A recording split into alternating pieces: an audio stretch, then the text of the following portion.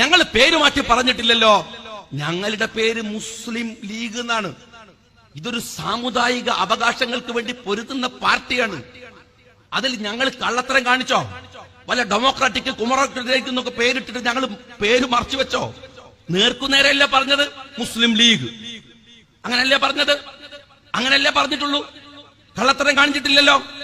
മുസ്ലിം league എന്ന പേര് പറഞ്ഞാണ്, മുസ്ലിം സമുദായത്തിന്റെ അവകാശത്തിന് വേണ്ടി പൊരുതലാണ് പണിയെന്ന് പറഞ്ഞാണ്, അവർക്ക് കാവൽ നിൽക്കലാണെന്ന് പറഞ്ഞാണ്, അവരുടെ അവകാശങ്ങൾ അവർക്ക് പിടിച്ചു വാങ്ങി. കൃത്യമായിട്ട് കെ.എം. ഷാജി കാര്യങ്ങൾ പറഞ്ഞിട്ടുണ്ട്. ആർക്കാടോ ഇവിടെ ചോദിക്കാൻ അവകാശം? മുസ്ലിം ലീഗ് എന്ന് പറഞ്ഞാൽ പിന്നെ ഹിന്ദു ലീഗാവൂ, മുസ്ലിം ലീഗ് എന്ന് പറഞ്ഞാൽ പിന്നെ ക്രിസ്ത്യൻ ലീഗാവൂ? ആവത്തില്ല. അവരുടെ സമുദായത്തിന് വേണ്ടി ശബ്ദമുയർത്താൻ വേണ്ടി അവർ ഉണ്ടാക്കിയ പ്രസ്ഥാനമാണ് മുസ്ലിം ലീഗ്. ഈ ധൈര്യം അവർക്കുണ്ട്. അതിന് പുറത്തിരിക്കുന്നവന്മാർ കടിച്ചിട്ടെന്ത് കാര്യം? LDFന് പറയാൻ പറ്റുമോ മുസ്ലിം ലീഗ് ഈ പറഞ്ഞത് തിരുത്തണമെന്ന്? UDFന് പറയാൻ പറ്റുമോ? പറ്റത്തില്ല.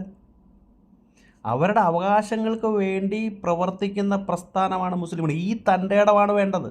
മനസ്സിലായില്ലേ? ഈ തൻ്റെ ഇടത്തെ ചോദ്യം ചെയ്യാൻ കേരളത്തിൽ ആർക്കുണ്ടാ ധൈര്യം? ഉണ്ട്, പറ. ഇതിനെ തള്ളിപ്പറയാൻ ആർക്കുണ്ട് ധൈര്യം?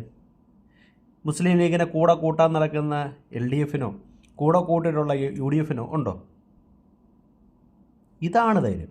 കെ.എം. ഷാജിയാണ് പുലി. ഇതാണ്ട ഇപ്പം പാണക്കാട് തങ്ങൾ തന്നെ പറഞ്ഞിട്ടുണ്ട്, മഞ്ചേശ്വരത്ത് BJP ജയിക്കാൻ പാടില്ല, അതുകൊണ്ട് SDP പിന്തുണ, വോട്ട് ധ്രുവീകരിച്ചു പോകരുത്. അടുത്ത ഒരു കുറച്ചുകൂടെ കഴിയുമ്പോഴത്തേക്ക് PFIയും SDP എല്ലാം മുസ്ലിം ലീഗിൽ ജോയിൻ്റ് ആവും. ഓൾറെഡി ജോയിൻ്റ് ആവും. ഇതൊക്കെ ചോദ്യം ചെയ്യാൻ കേരളത്തിൽ ആർക്കുണ്ടാ ധൈര്യം? ഷാജിക്ക് ഇരിക്കട്ടെ ഇന്നത്തെ സല്യൂട്ട്.